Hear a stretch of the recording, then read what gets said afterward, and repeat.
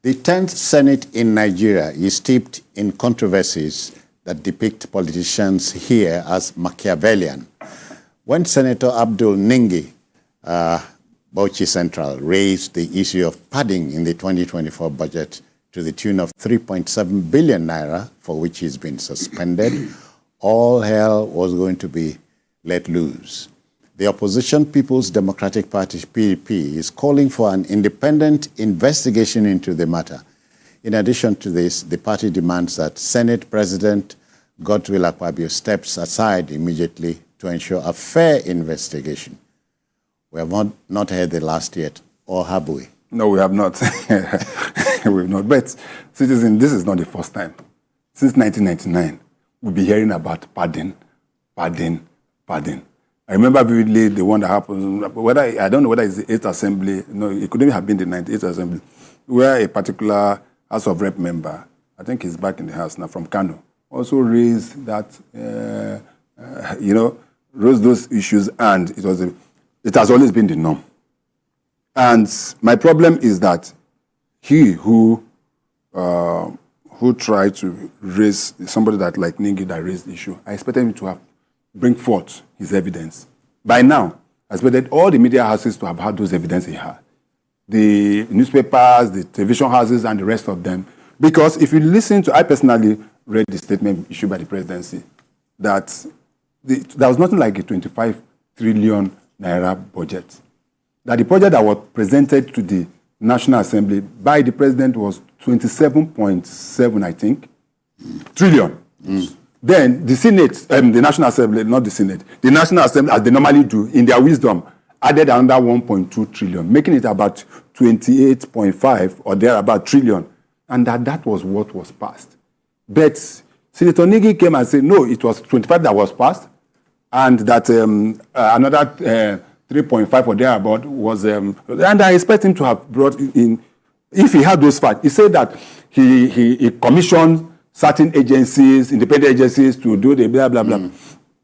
That for me is neither here nor there. But the fact remains that this is not the end of it, as it were. If Senator Ningi said is sincere, as he said, with what he has, then let him bring it to the public. Because issue of budget is not something that you can just cover. Oh, yeah. There is an item-by-item provision for all those, and it's something that can be in public, that anybody can be able to bet. And the Assembly perused? Yes, and the Assembly perused, he was there. But that is not the only issue here. The PDP, we are talking about PDP now, and the issue. PDP also raised some other, because, we have a say in my place, when a big tree falls, anybody can climb. Even a pregnant woman can step on it. Now they've left, the PDP is becoming so political on issues like this. Now they are attacking the Senate president. They said, one, that he has some issues with EFC, with his, when he was governor of Akpabio State, over 108 billion that he couldn't account for. He should come and account for it. They said that under his watch, there was this 86 billion NDDC fund that has not been, that he should come and account for it. And I'm just asking, I say, Haba, is this what we're discussing now? Let us face this issue as it were. Let us see the end of. I was a bit hesitant because the Senate didn't actually give Ningi the opportunity to be able to elaborate more on his finding. What he just did, so the annoyance with Ningi, from what I saw, was that he has the avenue to be able to pass on this information to them, rather than going to the media as he did. And that to them, they did not cover them in good role. But this is not the end of it. Let's see what happens at the next level, as it were. Jide, in Nigeria, politics is like you're watching a horror film. Anything is possible the next moment. Oh, this one, I just see this one as a storm in a teacup. And I don't blame people who are necessarily excited about this matter, because it is in the character of some people to try to make a mountain out of a molehill. I played what, we are talking about budget padding. What has been padded? What has been padded? The man that they are quoting, he came out. If we have time, I will tell the producer to play it again. He said he did not say there was budget padding. So what is the argument about? The man that you are happy is the so-called whistleblower. He came out and said that he never said there was budget padding. Okay, but what is your contention? But do you remember Ningi has said he was quoted out of context? Yes, that he never said there was budget padding. You know, he spoke with the BBC Hausa service. Yeah. But when the matter was, when what he said was translated and all that, they attributed those words to him, and he said, no, I never accused Akpabio, I never accused the president, and I never said there was budget padding. So where is it? So what is the budget padding that some people are getting overly excited about? Yeah. What if the man can come out and tell us, and it was recorded? It wasn't as if somebody roused him from sleep and he was sleepwalking and they asked him. No. He was standing on his feet and he said, I never said that there was budget padding. So what is the issue? What are we arguing about? Why do we like needless controversy in our country? And if you are making an allegation, he was afforded the opportunity on the floor to say, okay, these are the items that were padded. Yes. For defense, you padded it to this to the tune of so. On this, he ought to have said that. He was carrying tons of books like an old-fashioned lawyer. Yet he could not look at him. In fact, he would have needed like 3 persons to help him carry those books. You would think that he was armed with the facts to disarm those senators. But he ended up like just an ignorant senator because they provided proof that, okay, the 3.7 trillion that you are talking about are meant for those statutory agencies and all that. 9 of them. Those are funds meant for those statutory agencies, including INEC. So all you needed to do was go there and confirm. So the next time I see, that was why I was not surprised that his own fellow northern senators, they disowned him. Yeah. You have someone like the former governor of Sokoto State. He refused to join him. And they all said, no, there was no time we agreed that this was the issue. Invariably, he owned up that he was speaking for himself. I mean, I don't know, maybe because of my own training. When you say something, I don't get overly excited. I want to see whether you've even made sense at all. I want to see whether, by scrutinizing what you have said, I can discover a smoking gun. What we saw was that this man, Senator Ningi, came to the floor without evidence to show that indeed there was a padding. All he can say, hold on a bit, all he could say that yes, for constituency projects, his colleagues, the leadership of the National Assembly was inequitable. But it's always been like that. What is allocated to the majority leader is not what they will allocate to maybe a first-time senator.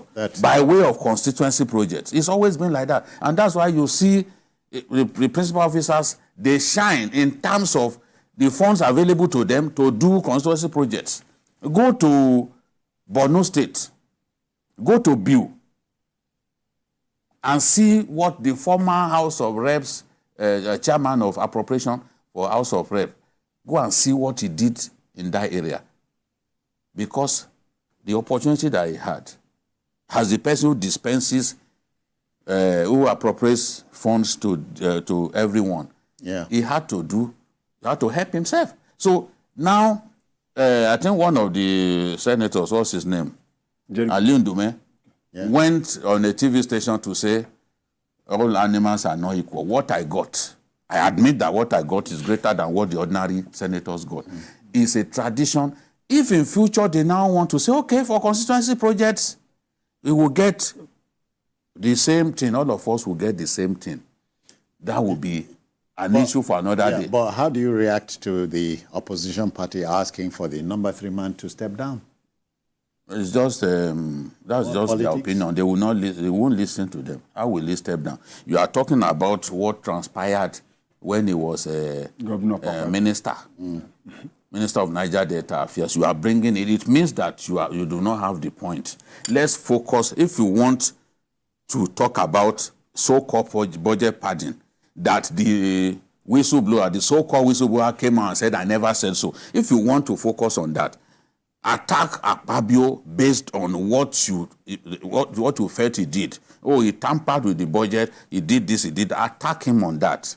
Don't bring what transpired during the Niger Delta, during his time as Niger Delta minister. Let's stay focused, because you are talking about budget padding. You are wrapping this whole thing around budget padding. Why are you now talking about Niger Delta? Of course, I'm not known to be an Akpabio supporter, and he knows that. But let's stay focused on this issue. Was there really budget padding? In my view, there was no budget padding, because even the person that you claimed blew the whistle, he came out on the floor and said, I never said there was budget padding. So what are we arguing about? Chris, quickly, in politics, when you bury the handle, when you bury the hatchet, you don't bury the handle. Yeah, you hardly do. And that is why I was talking about the issue of, if you look at it, his governor, the governor of Bauchi State came out yesterday to say that he supports Ningi and that he believes in what's Ningi. But I don't know how you have the evidence. Yes, that's what I was very surprised, because he was a former senator as well, I think. And yes, he was. And former FCT minister. And he should know better. That issues like, when it comes to issue of figures, you must bring the facts. You must bring the fact to the table. And that's this one are kind of and that's why I said, these are facts. These are facts. Bring the facts. If you know that there are areas where... And talking about the constituency project, I totally agree with Jide. And a senator from Abia State, Abaribe, also yesterday came out yesterday to say, yes, it's true that each senatorial,